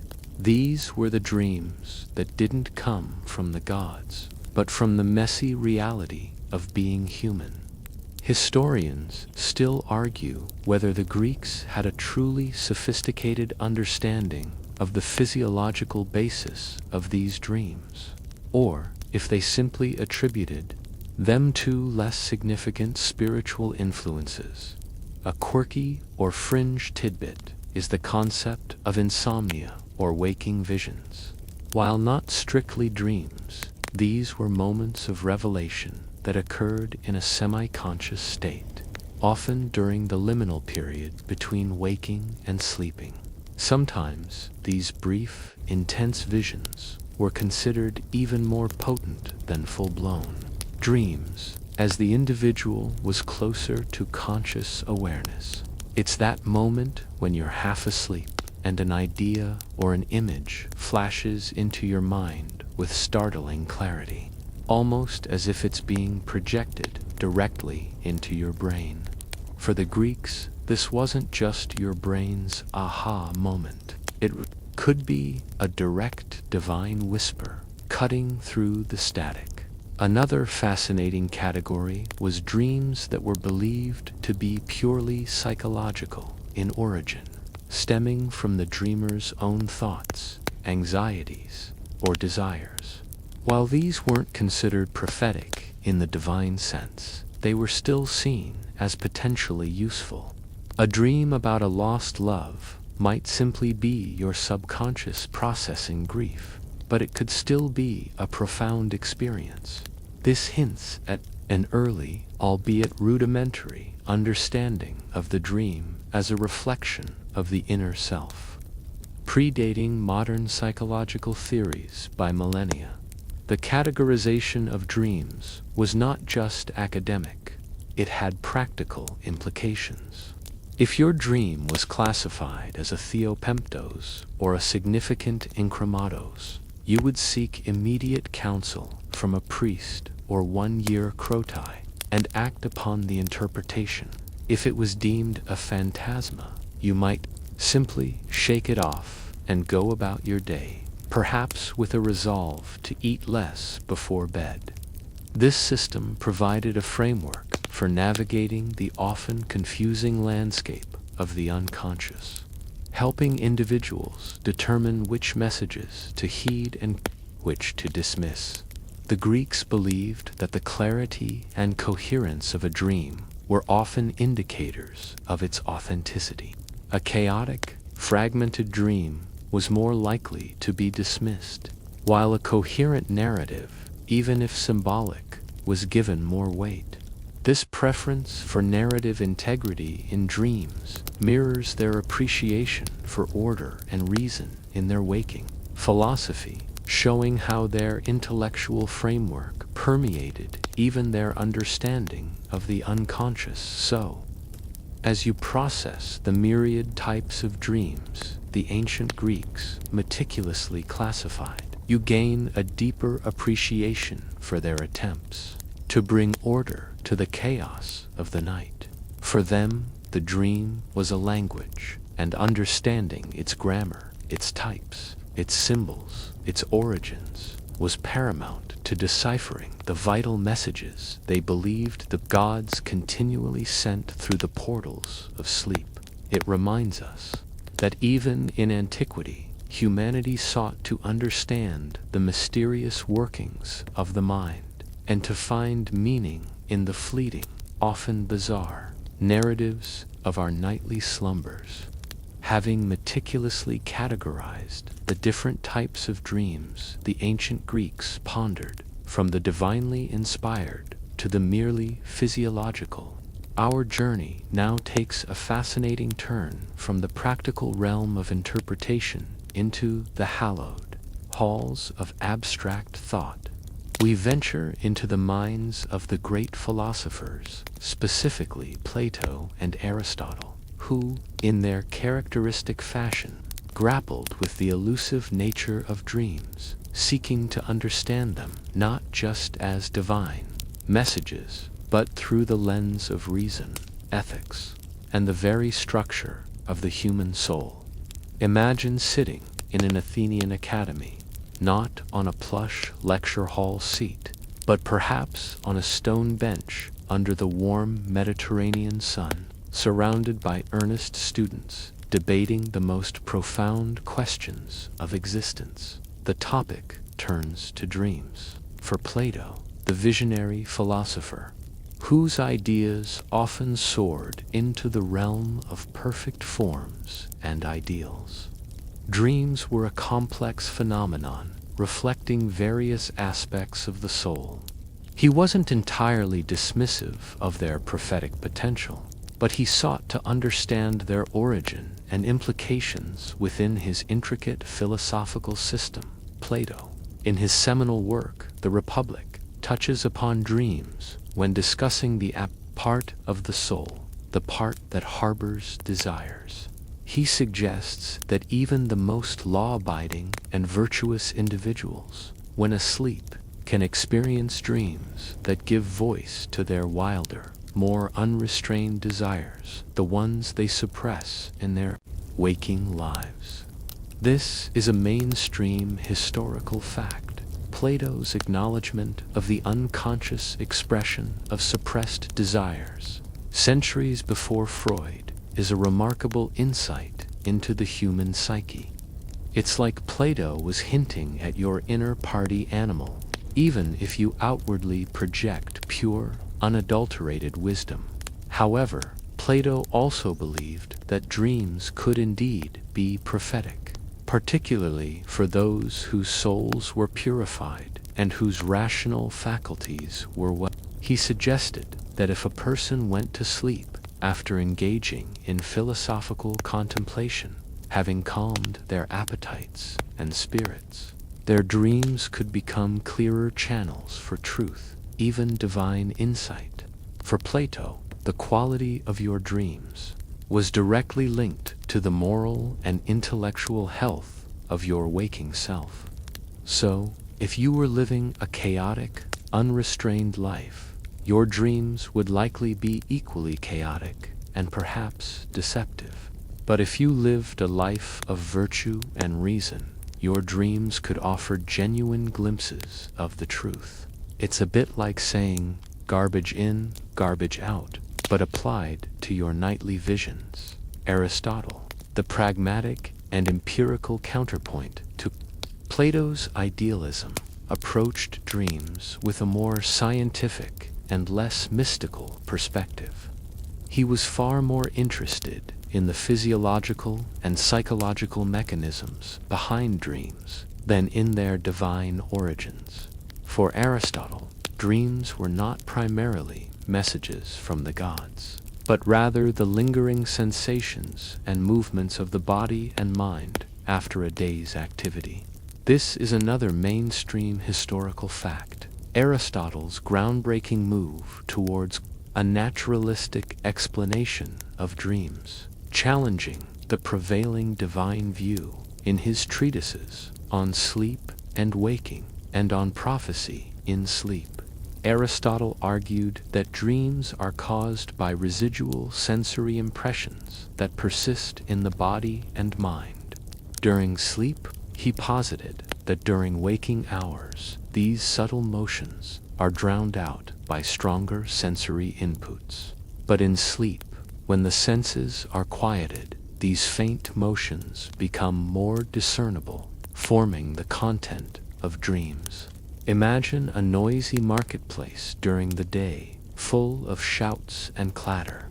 When everyone goes home, you might still hear the faint echoes of the day's sounds.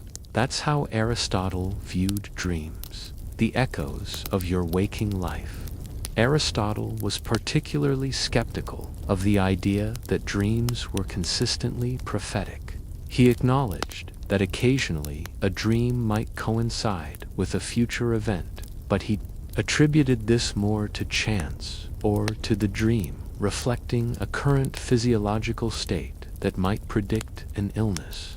For example, if you dream of having a fever, it might be because a fever is indeed developing in your body, rather than a divine warning. He argued that if dreams were truly divine messages, they would be sent to the wise and virtuous. But in reality, they seemed to come to ordinary people, and often to children and animals. This quirky or fringe tidbit reveals Aristotle's logical, almost cynical, stance against the widespread belief in divine dream prophecy. He basically said, if gods are sending messages, why aren't they emailing the smart guys? Historians still argue whether Aristotle entirely rejected the possibility of divine influence on dreams, or simply chose to focus on a more observable, naturalistic explanation. While his writings lean heavily towards the latter, it's difficult to completely divorce him from the prevailing cultural beliefs of his time. He was certainly a pioneer in natural philosophy, attempting to understand phenomena through observation and reason. But the idea of divine intervention was deeply embedded in Greek thought. It's possible he was trying to build a bridge between the spiritual and the empirical, even if his emphasis was firmly on the empirical side. Both Plato and Aristotle, despite their differences, shared an emphasis on the state of the dreamer's body and mind impacting the quality and truthfulness of dreams. For Plato, a virtuous life led to truer dreams. For Aristotle, a healthy body and calm mind led to clearer, less chaotic dreams. This philosophical focus on self-care, albeit for different reasons, echoes across their varied approaches to the unconscious. Aristotle even delved into the physical aspects of sleep itself. He was one of the first to propose that sleep originates in the region of the heart, which he believed was the center of sensation and movement. While we now know sleep is primarily a brain phenomenon, his attempts to pinpoint its physiological origin demonstrate his groundbreaking empirical approach. He wasn't just pondering, pushing the boundaries of ancient scientific inquiry. The philosophical debates surrounding dreams in ancient Greece were not just abstract intellectual exercises. They reflected a society grappling with profound questions about knowledge, reality, the nature of the soul, and humanity's relationship with the divine. Were dreams reliable guides? Could they be controlled? Were they merely the echoes of our waking lives, or whispers from another realm? These were the questions that animated their discussions, shaping their understanding of consciousness itself. So, as you slowly emerge from the contemplative depths of ancient Greek philosophy, leaving behind the abstract arguments of Plato and the empirical observations of Aristotle, you gain a new perspective on dreams. For them, dreams were not just personal experiences. They were fertile ground for intellectual inquiry, prompting profound questions about the nature of the soul, the origins of knowledge, and the very essence of human existence. It reminds us that long before modern psychology, the greatest minds of antiquity were already wrestling with the enigmatic world that unfolds each night when we close our eyes. Stepping away from the lofty philosophical debates of Plato and Aristotle, where dreams were dissected as expressions of the soul or physiological echoes, we now turn our gaze towards a more practical, yet equally insightful, perspective on the nocturnal realm. The medical views of ancient Greece. For physicians like Hippocrates and later Galen, dreams weren't just divine messages or philosophical puzzles. They were diagnostic tools, indicators of bodily health, and even early warning signs of impending illness. This marked a significant shift towards a more empirical, even proto-scientific, understanding of the human body and its nightly manifestations. Imagine yourself in the bustling, perhaps somewhat odorous, environment of an ancient Greek physician's clinic. You're not there to seek a divine cure through sacred slumber, but rather a diagnosis for a persistent ailment. The physician, perhaps a follower of Hippocrates, sits opposite you, listening intently, not just to your symptoms, but also asking about your dreams. For these early medical practitioners, dreams were a window into the inner workings of the body. A mainstream historical fact was the theory of the four humors: blood, yellow bile, black bile, and phlegm. These four bodily fluids were believed to govern a person's temperament, health, and susceptibility to disease. When these humors were in balance, you were healthy. When they were out of balance, illness ensued. And critically, this imbalance could manifest in your dreams. For Hippocrates, author of the Hippocratic Corpus, a collection of medical texts attributed to him and his followers, dreams were often seen as a direct reflection of the body's internal state. If you dreamed of fire or intense heat, it might indicate an excess of yellow bile, perhaps leading to a fever or inflammation. Dreams of dark, murky waters or gloomy landscapes could suggest an excess of black bile, potentially pointing towards melancholy or other ailments. Conversely, clear, pleasant dreams might signal a harmonious balance of humors. It was a bit like your body sending you a nightly health report. Disguised as a surreal movie, Hippocratic physicians would use dream analysis as part of their diagnostic process, alongside examining the patient's pulse, urine, feces, and general physical condition. A patient complaining of a recurring dream where they felt suffocated might prompt the physician to check for respiratory issues or an imbalance of phlegm. Dreams of running or strenuous activity, especially if the dreamer was usually sedentary, could suggest an excess of blood, leading to a prescription for bleeding or dietary changes to restore balance.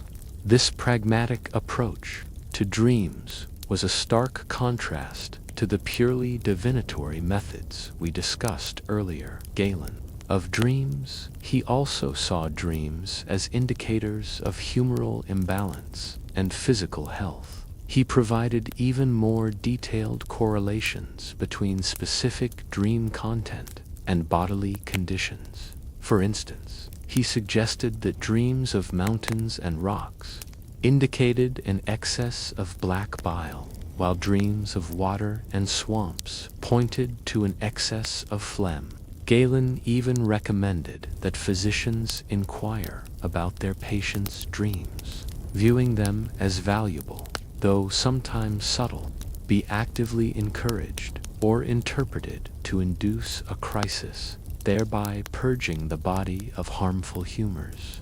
For example, if a dream indicated an excess of a certain humor, a physician might advise a specific diet or regimen that was thought to exacerbate that imbalance, leading to a climactic expulsion, vomiting, diarrhea, sweating, etc., after which the patient would theoretically recover. It was a rather aggressive form of dream-based therapy, to say the least. Imagine your doctor saying, "Have a nightmare tonight, and you'll feel better in the morning." Historians still argue whether the medical interpretation of dreams was truly separate from the prevailing religious beliefs, many still attributed to divine or supernatural causes. It's likely that for many, there was no sharp distinction. A dream might be seen as a divine warning and an indicator of humoral imbalance, with the physician's role being to offer the practical, earthly solution. The two systems could coexist, each providing a different lens through which to view the same nocturnal experience. The emphasis on dreams as physiological indicators highlights a burgeoning empirical approach in Greek medicine. While they lacked the sophisticated tools of modern science, these physicians were keen observers of the human body and its responses. They understood that the mind and body were interconnected, and that what happened in one realm could shed light on the other. This perspective also led to preventative medicine. If a person consistently had dreams that indicated an imbalance, even without overt physical symptoms, a physician might recommend dietary changes, exercise, or other lifestyle adjustments to prevent the development of a full-blown illness. Dreams, in this sense, became early warning systems, allowing for proactive intervention. It was the ancient equivalent of a personalized health tracker, except your data was collected in your sleep. Consider the practical implications. In an era without advanced diagnostic tests, every clue was valuable. A dream could provide information that a patient might not consciously articulate or even be aware of. The medical understanding of dreams, therefore, offered a complementary tool to the direct observation of symptoms. Appreciation for modern diagnostic technology. You carry with you the understanding that for the ancient Greeks, dreams were not just spiritual conduits or philosophical puzzles. They were vital signs, whispers from the body itself, offering clues to health and disease. The medical perspective on dreams showcases a burgeoning scientific curiosity, a desire to understand the human experience through observation and reason, even as it operated within a framework of humoral theories. It's a testament to the fact that for the Greeks, the world of sleep was rich with meaning, constantly offering insights, whether divine, philosophical, or profoundly physically human. Having explored the dramatic impact of dreams on the lives of notable Greeks, From Alexander's battlefield insights to Miltiades's pre-marathon prophecies, your journey through the nocturnal landscape of antiquity now leads you to the systematic frameworks that enabled such interpretations. We turn our attention to the ancient Greek equivalent of self-help guides and comprehensive reference texts, the dream books, or one-year critica. These were not mere collections of anecdotes, but codified systems, attempts to bring order and predictability to the often chaotic and symbolic language of dreams. Imagine yourself in a quiet corner of an ancient library, perhaps a private collection or part of a larger public academy. Scrolls are neatly organized, and among them you might find a papyrus roll specifically dedicated to dream interpretation. This was a valuable possession, a practical tool for understanding those perplexing nocturnal visits.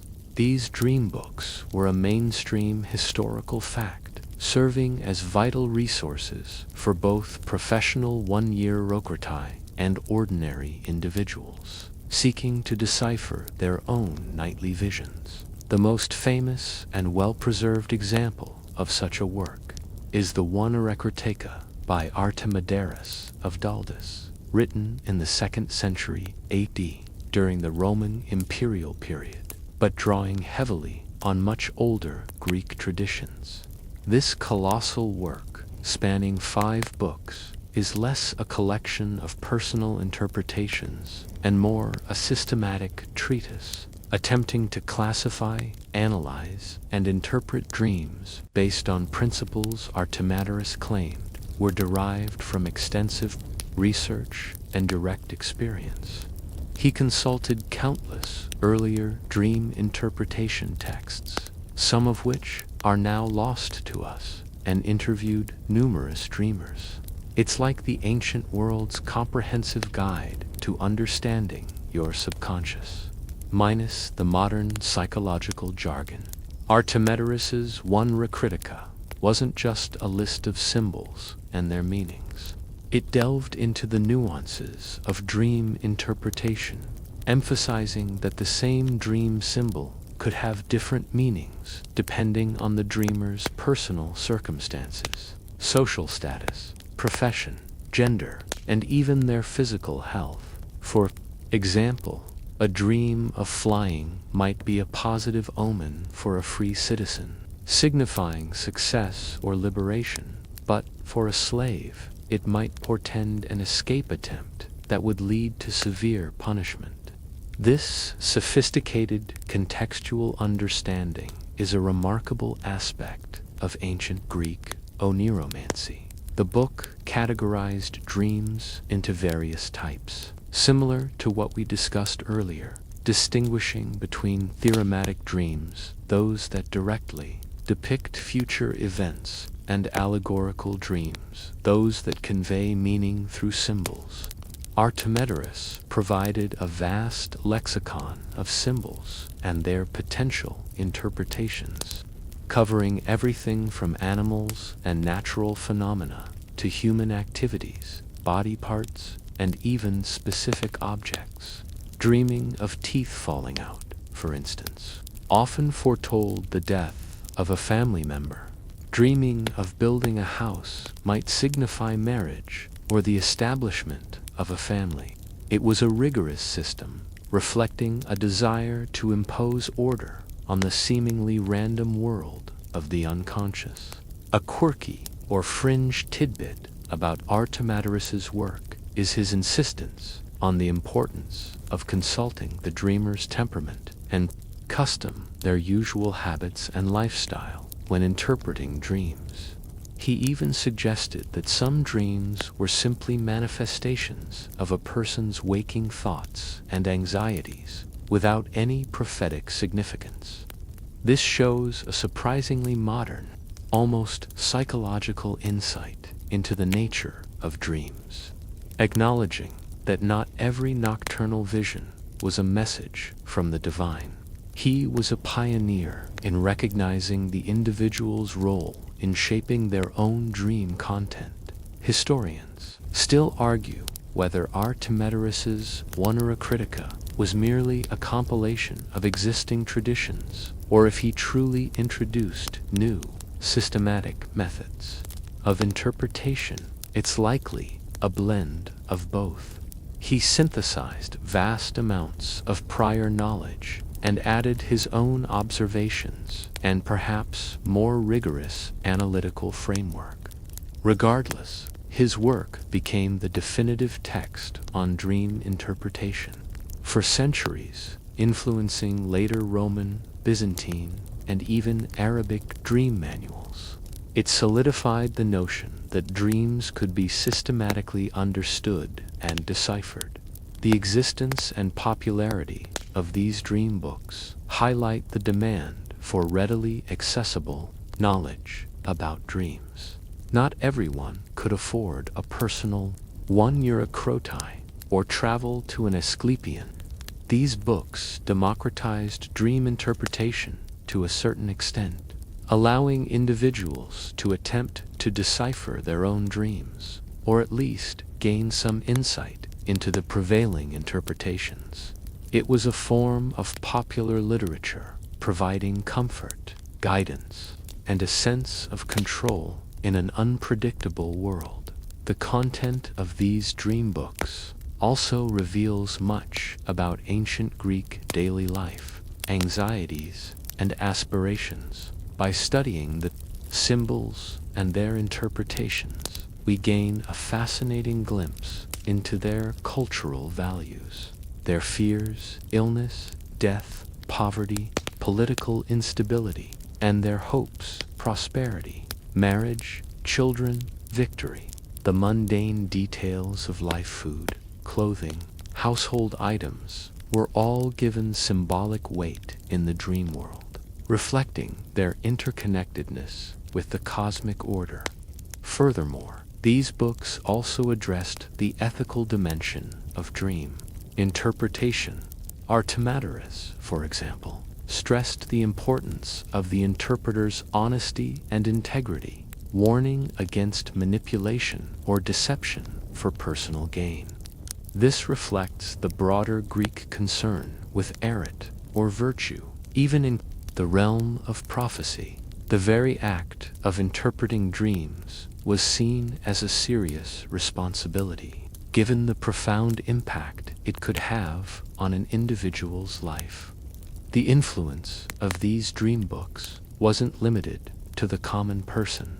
Even emperors and generals were known to consult them or have their court €1 croti refer to such texts. They provided a shared vocabulary and framework for understanding dream prophecy, creating a common ground for interpreting these crucial messages. So, as you close the imaginary papyrus scroll of the ancient Greek dream book, you gain a deeper appreciation for the structured approach the Greeks took to understanding their nocturnal lives.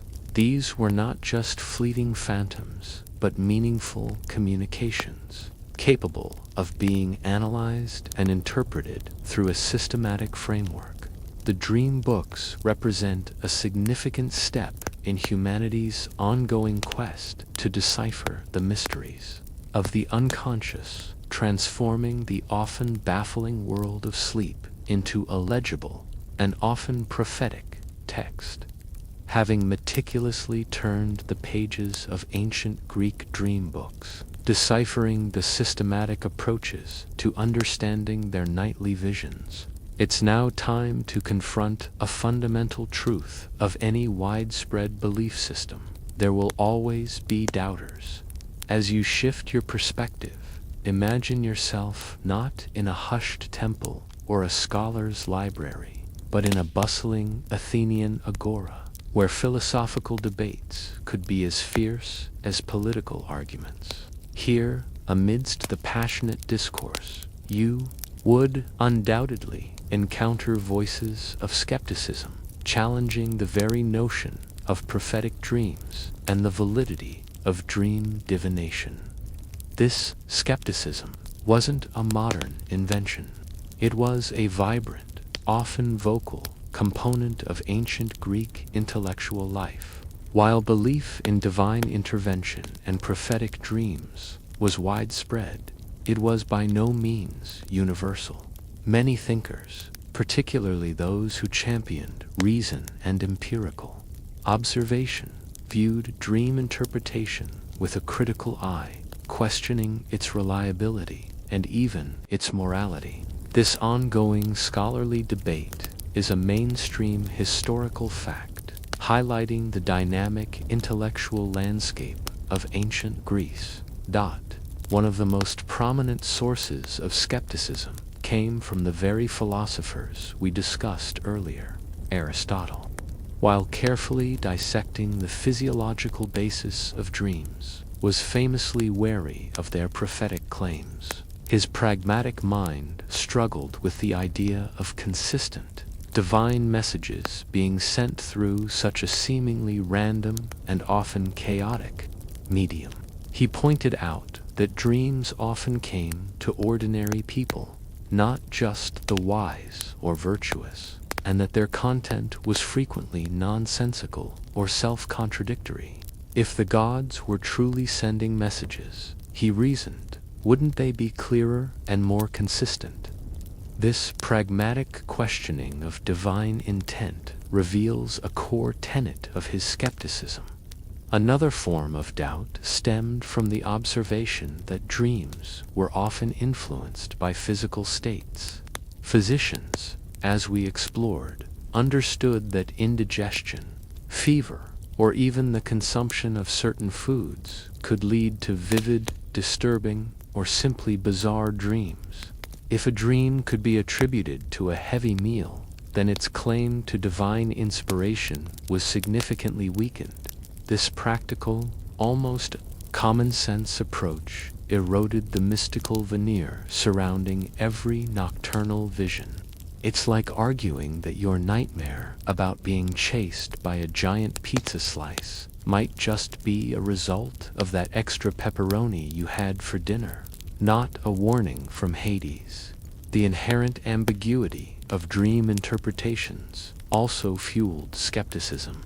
As we noted with the Oracle of Delphi, the vagueness of prophecies often made them seem infallible, as they could be retrospectively fitted to almost any outcome. Skeptics argued that the one-year archetype often interpreted dreams in ways that flattered their clients, suited their own agenda, or simply employed clever wordplay to ensure they were never truly wrong. If an interpretation could be twisted to mean anything, did it truly mean anything at all? This pointed to the potential for manipulation and fraud within the practice of dream divination. A quirky or fringe tidbit is the existence of professional anti-diviners, or individuals who actively debunked prophetic claims, including those of dreams. While not as organized as the one-year acrotide, these figures might have publicly challenged interpretations, pointed out inconsistencies, or even offered alternative rational explanations for seemingly supernatural events. Imagine a lively debate in the agora where one person recounts a vivid dream of a flying chariot, and an anti-diviner immediately attributes it to indigestion from too much wine. It adds a wonderfully human touch to the intellectual landscape of the time, reminding us that critical thinking existed long before the modern scientific method. Historians still argue whether the widespread belief in dreams outweighed the skepticism, or if these dissenting voices represented a significant undercurrent of rational thought that subtly chipped away at traditional superstitions. It's likely that both existed concurrently. For the majority, perhaps belief provided comfort and guidance. For a discerning minority, however, The inconsistencies and lack of empirical evidence for prophetic dreams were simply too glaring to ignore. This intellectual tension reflects a society in flux, grappling with the burgeoning power of human reason against entrenched religious beliefs. The Sophists, a group of itinerant teachers and intellectuals, also contributed to this skepticism. Known for their rhetorical skill and their emphasis on human reason, they often challenged traditional beliefs and institutions. While not specifically targeting dreams, their general approach of questioning established truths would naturally extend to the validity of dream prophecy, especially when it lacked clear, verifiable evidence.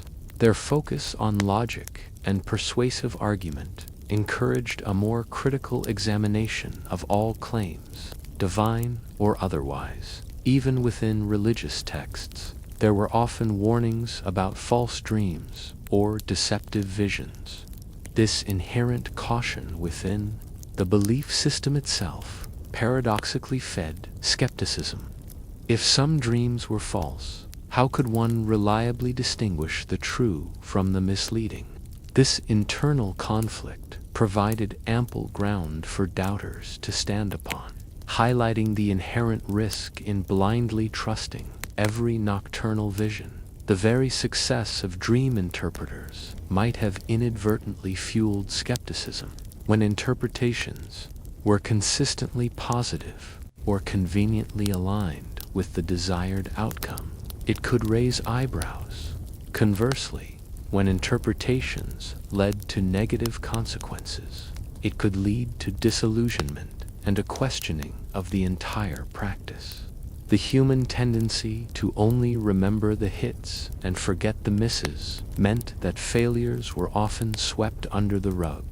But for the discerning skeptic, they provided fodder for doubt. So, as you step out of the bustling, argumentative marketplace, leaving behind the cacophony of belief and doubt, you gain a richer, more nuanced understanding of the ancient Greek relationship with dreams.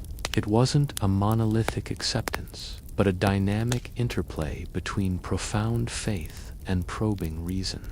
The presence of skepticism reminds us that even in a world deeply intertwined with the divine, the human intellect continually sought to understand, to question, and to find rational explanations for the mysterious phenomena of existence, even those that unfolded each night in the silent depths of sleep. As the echoes of ancient skepticism against prophetic dreams fade, leaving a more nuanced understanding of Greek intellectual life, our journey through the nocturnal world of antiquity draws to a close. We now embark on a final reflection, connecting the threads of ancient Greek dream theories to our modern understanding of the subconscious, acknowledging the enduring legacy of their insights, even as our scientific explanations have evolved dramatically. Imagine yourself back in your own time, perhaps here in Bobo Dioulasso, where the morning sun is now high in the sky, a stark contrast to the shadowy temples and hushed discussions of ancient Greece. You've journeyed through a world where dreams were divine messages, diagnostic tools, and even battle plans. But how do these ancient beliefs, steeped in mythology and humoral theories, resonate with our contemporary scientific, psychological, and even spiritual perspectives on sleep and dreams? The most profound legacy lies in the very idea that dreams mean something. While the ancient Greeks believed that meaning came primarily from external, divine sources, and we often attribute it to internal, psychological processes, the fundamental human impulse to find significance in our nocturnal narratives remains unchanged. Whether it's a priest interpreting a snake as Asclepius's touch, or a modern therapist exploring a recurring dream of falling as a manifestation of anxiety. Both are attempts to decode a message that the waking mind finds elusive. This shared quest for meaning, a mainstream historical fact, is perhaps the most enduring connection between ancient oniromancy and modern dream analysis. Consider the ancient Greek concept of the gates of horn and gates of ivory, distinguishing true dreams from false ones. While we no longer believe in literal gates, modern sleep science has revealed different phases of sleep, particularly REM, rapid eye movement sleep, where vivid, often story-like dreams occur. Non-REM sleep also has dreams, though they tend to be more fragmented or thought-like. So, while not divine, there are different types of dreams generated by the brain, with varying degrees of vividness and narrative coherence, which might loosely align with the ancient distinction. It's a bit like discovering different Wi-Fi channels for different kinds of data, though the Greeks definitely didn't have Wi-Fi. The Greek practice of incubation, sleeping in sacred spaces to induce specific dreams, finds a subtle echo in modern psychological techniques. While we don't sleep in temples for divine healing, practices like focused meditation before sleep, journaling dreams, or even setting intentions for dream content share a distant kinship with the ancient desire to consciously influence the subconscious realm. The power of suggestion and expectation, so crucial in the Asclepia, is a well-understood psychological phenomenon today. If you strongly believe you will dream about something, you often do, even if it's your own mind responding to your powerful suggestion. The medical views of Hippocrates and Galen, linking dreams to bodily humors and anticipating illness, prefigure our current understanding of the mind-body connection. While their humoral theory is scientifically obsolete, their insight that physical health can manifest in dreams is remarkably prescient. Today, we know that stress, illness, medication, and even diet can profoundly affect dream content and quality. A recurring nightmare might indeed be a symptom of underlying anxiety, or a strange dream could be a side effect of medication. The ancient physicians, despite their limited tools, were onto something fundamental about the body's internal communications. This quirky or fringe tidbit reveals a fascinating parallel in an unexpected place. Historians still argue whether the ancients truly separated the physiological from the spiritual in their dream interpretations, or if these were merely different facets of a holistic, interconnected worldview. It's likely the latter. For them, the body was infused with spirit, and illness could be a physical manifestation of divine displeasure or simply an imbalance. Therefore, a dream might be both a divine warning and a physiological indicator simultaneously. Our modern compartmentalization into distinct scientific and spiritual realms would have seemed alien to them. Even the ancient skepticism, the voices of Plato and Aristotle questioning the reliability of prophetic dreams, laid groundwork for future rational inquiry. Their insistence on logic and empirical observation, however rudimentary, paved the way for later scientific investigation into the brain and sleep. The very act of questioning, of seeking natural explanations for seemingly supernatural phenomena, is a profound and enduring legacy of Greek thought. It shows that the seeds of scientific inquiry were present even amidst fervent belief. The cultural significance of dreams has certainly diminished in our modern, scientifically driven world. We rarely make major life decisions based on a dream, and certainly not the fate of nations. Yet, dreams continue to fascinate us. They inspire artists, writers, and musicians. They serve as rich material for therapy and self-discovery. The human need to tell stories, to make sense of the irrational, and to explore the hidden depths of consciousness remains powerfully present in our engagement with dreams. So, as you prepare to drift into your own sleep tonight, remember the ancient Greeks. Remember how they saw their dreams not as random noise, but as a language of the gods, a compass for life, a mirror of health, and a profound wellspring of meaning. Their world of sleep was vibrant, imbued with purpose, and deeply connected to their waking reality.